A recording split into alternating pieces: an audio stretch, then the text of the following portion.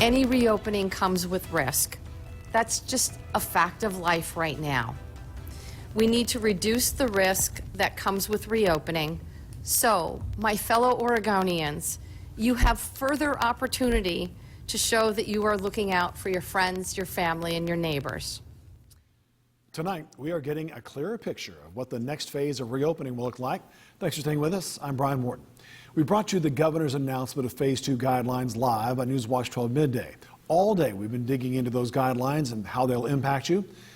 We have team coverage tonight. Newswatch 12's Leah Thompson spoke with local businesses that will soon be able to reopen.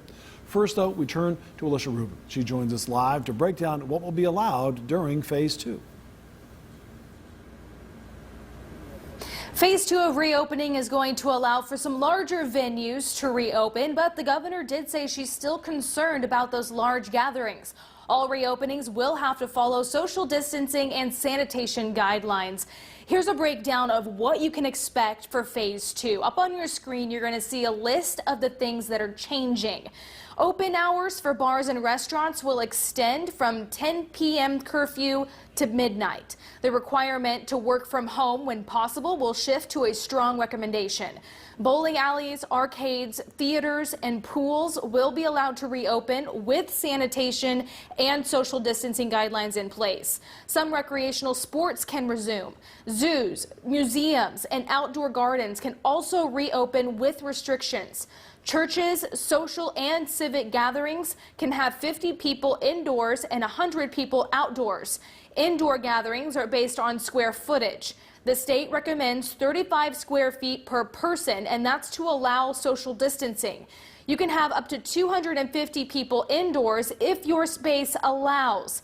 This aspect of Phase 2 is still being developed, and Governor Brown said that having students back in the classroom by fall is a big goal.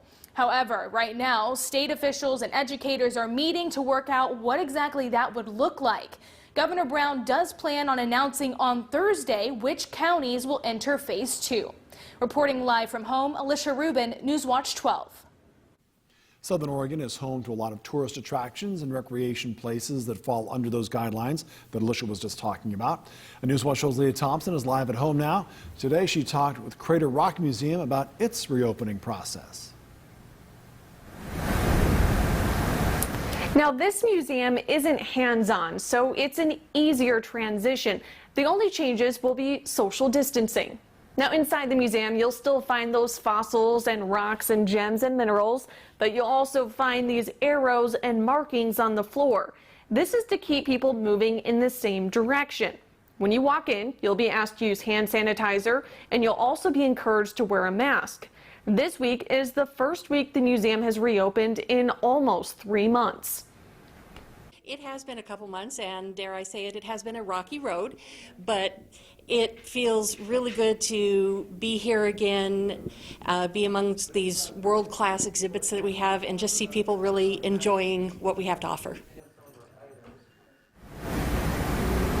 This week is the museum's soft opening, with limited hours to test everything out. Next week, the museum will reopen to normal hours. Now tonight on Newswatch 12 at 6, I'll show you just how excited some people get when they get outside and go to a museum. Reporting live from home, Leah Thompson, Newswatch 12. In Phase 2 of reopening, there is some new flexibility for sports courts and for swimming pools, but for sports overall, there is still no contact sports allowed.